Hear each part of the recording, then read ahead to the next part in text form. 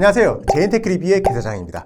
올해 초에 제가 갤럭시 S25 울트라 요거를 KT통신사 모델로 출시하자마자 구매했었거든요. 사실은 제가 이걸 리뷰하겠다는 명분으로 토토님한테 허락을 받고 지른 건데 노트북 영상 찍느라 지금까지 많이 미뤄졌습니다. 이미 시간이 많이 흐르기도 했고 이제 S25 엣지까지 나온다고 하니까 뭐 S25 울트라에 얼마나 관심을 가지실지 모르겠는데 이번 영상에서는 뭐 리뷰라기보다는 막 스펙이나 성능 그런 거 자세히 다루지는 않고 요걸 제가 3달 동안 데일리로 사용하면서 그리고 영상 촬영용 카메라로 사용을 하면서 느꼈던 점들을 한번 간단하게 얘기해보는 시간을 가져볼까 합니다. 제가 테크 유튜브 운영하다 보니까 폰을 자주 바꿀 것 같은데 의외로 폰은 한 번 사면 되게 오래 사용합니다. 그래서 기존에 사용하던 폰도 무려 갤럭시 S21 울트라예요. 그러니까 4년 동안 실사용했었죠. 대략적인 스펙만 간단히 말씀드리자면 다들 잘 알고 계시겠지만 S21 울트라하고 S25 울트라하고 스펙을 비교하자면 대략 이런 느낌입니다. 가장 최신 AP인 스냅드래곤 8 엘리트가 들어갔고요. 램은 12GB 모델입니다. 원래 갤럭시 S 시리즈가 한국 내수용은 울트라에만 스냅드래곤을 넣어주고 S하고 S 플러스 모델에는 삼성 엑시노스 AP를 사용했었잖아요. 해외 모델에는 다 스냅드래곤 AP를 넣어주거든요.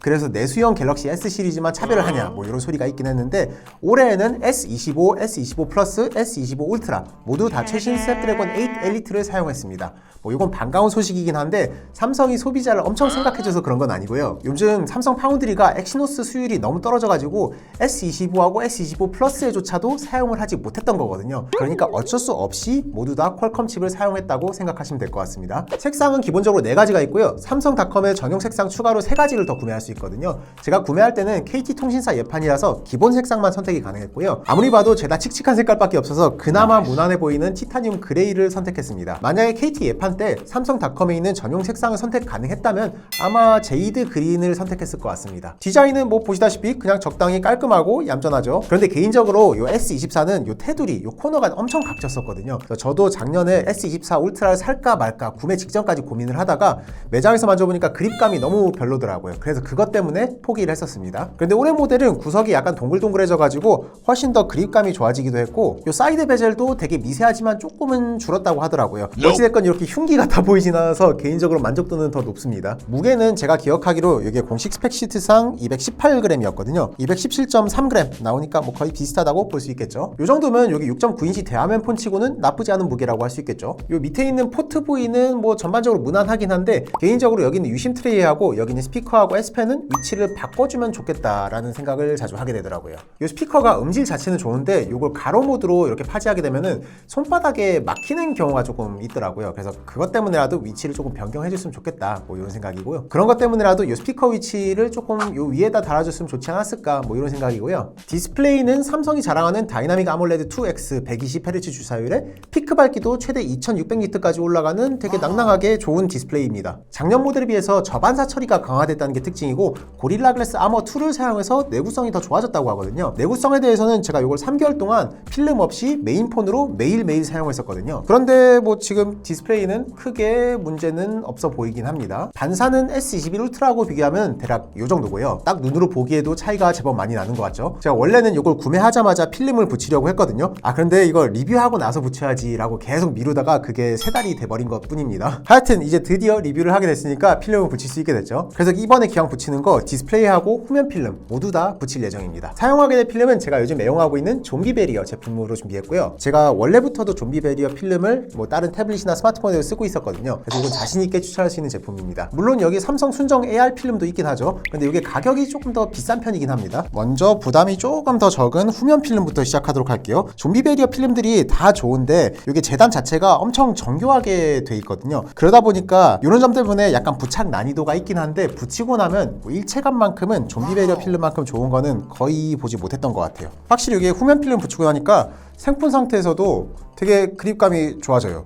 그래서 이렇게 들고 어지간하게 조작해도 미끄러지지 않는 모습입니다. 자, 그 다음에 전면 필름을 붙일 건데 절반만 붙이고 순정 상태에서 먼저 비교해 본 다음에 삼성 순정 필름을 절반만 붙여서 그걸 또 따로 같이 비교해 볼 예정입니다. 위쪽이 갤럭시 순정 AR 필름이고 아래쪽이 좀비 베리어 필름이거든요. 그래서 보시게 되면 이렇게 반사율 차이가 거의 뭐 동일하다고 볼 수 있겠죠. 그래서 이렇게 좀비 베리어 AR 필름하고 순정 필름하고 비교해봐도 퍼포먼스 차이가 거의 없어 보입니다. 그래서 이 정도면 반사 억제가 정말 잘 된다라고 말씀드릴 수 있겠습니다. 만약에 부착이 어려울 것 같다 하시는 분들은 좀비베리 오프라인 지점에 가가지고 부착 서비스를 받으실 수 있고, 그것도 어렵다 하시는 분들은 제품을 좀비베리어 부착센터로 택배로 보내시면은 부착 서비스를 받으실 수도 있습니다. 바로 다음 성능으로 넘어가서, 현재 스마트폰 AP 중에서는 이 스냅드래곤 8 엘리트가 가장 성능이 좋기도 하고 선호도가 높기도 하죠. 그래서 전혀 불만스러운 부분은 없었어요. 뭘 해도 빠릿하게 느껴졌고, 게임도 어지간한 고사양 타이틀도 옵션 조절을 안 해도 쾌적하게 플레이가 가능했거든요. 오래 게임을 하다 보면은 뒤쪽에 조금 발열이 올라오긴 하는데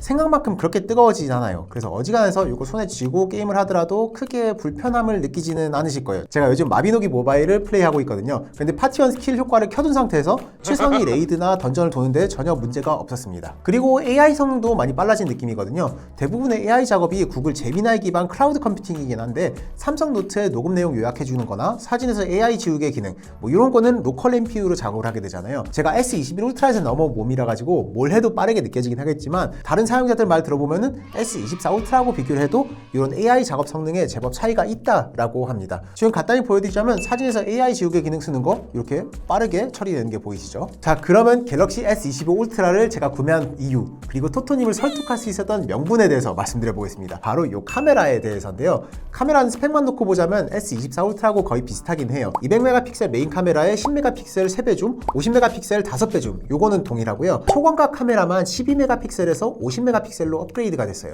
이게 초광각으로 풍경 사진을 찍을 때 더 선명하게 나온다는 장점이 있긴 한데, 무엇보다도 접사 능력이 좋아졌다라는 게 크게 느껴지거든요. 그냥 자동 모드로 대충 찍어도 대체로 만족스러운 사진이 나오긴 하지만, 익스퍼트 로우 모드 들어가게 되면 나름 가상 조리개 조절하는 거나 ND 필터 값을 조절하는 이런 기능들이 있어서 제법 똑딱이 카메라 같은 느낌으로 쓸 수 있다. 뭐 이게 나름 장점이기도 하고 소소한 재미 포인트인 것 같더라고요. 아마도 카메라 조작에 익숙하신 분들은 되게 재밌게 쓰실 수 있을 것 같아요. 그런데 저는 이걸 사진 때문에 구매한 게 아니라 영상 기능 때문에 구매한 거거든요. 앞에서도 말씀드렸지만 로그 촬영 모드가 새로 생겼어요. 로그 촬영은 영상의 톤하고 색상을 압축하고 명부, 안부 디테일을 살리는 데 집중하는 촬영 모드거든요. 보통 전문 영상 카메라에 넣어주는 기능이라 보시면 되고요.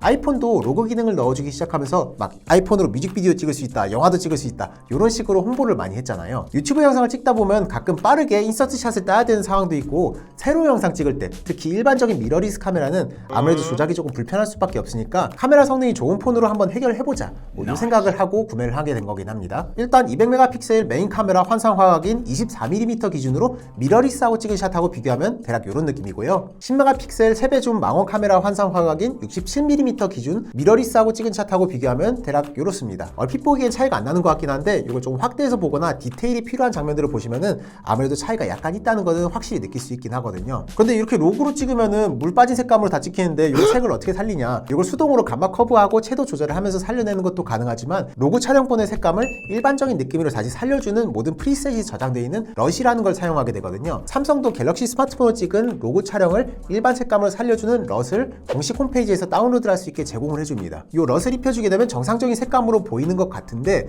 생각보다 이걸 써보니까 사실적인 색감이 아니라서 조금 당황했었습니다. 뭔가 삼성 특유의 원색을 좀 더 청명하고 쨍하게 보여주는, 그러니까 MSG를 좀 친 것 같은 그런 색감이 나와서 사실적인 색감을 추구하는 제 입장에서는 조금 별로인 것 같더라고요. 미러리스 카메라에서 촬영하는 거하고 같이 사용하게 되면 두 촬영본의 색감 차이가 생각보다 많이 나서 쓰기가 좀 애매하다는 느낌이 들더라고요. 혹시나 하는 마음으로 이 폰으로 찍은 로그 영상에 소니에서 제공하는 소니의 공식 럿을 이용하니까 그나마 색감이 괜찮게 나오기 시작하더라고요. 그러니까 영상 촬영에 대한 결론만 말씀드리자면, S25 울트라로 어느 정도 제품 촬영 보조 용도로 써먹을 수는 있었거든요. 근데 확실히 미러리스 카메라에 비해서 센서 크기 차이 때문에 아웃포커싱을 주기에도 조금 무리가 있고, 제품의 디테일을 찍기에는 조금 약한 모습을 보여주긴 했습니다. 그리고 추가로 소소하게 불편했던 점이, 로그 촬영을 하게 되면 이렇게 화면에 물 빠진 색감이 보이게 되는데 요거 기준으로는 노출 맞추기가 되게 어렵거든요. 그래서 삼성이 기왕 이렇게 큰맘 먹고 로그 기능을 넣어줄 거면은 이런 부분들까지 신경을 써줬으면 더 좋지 않았을까 하는 이런 아쉬움이 남긴 합니다.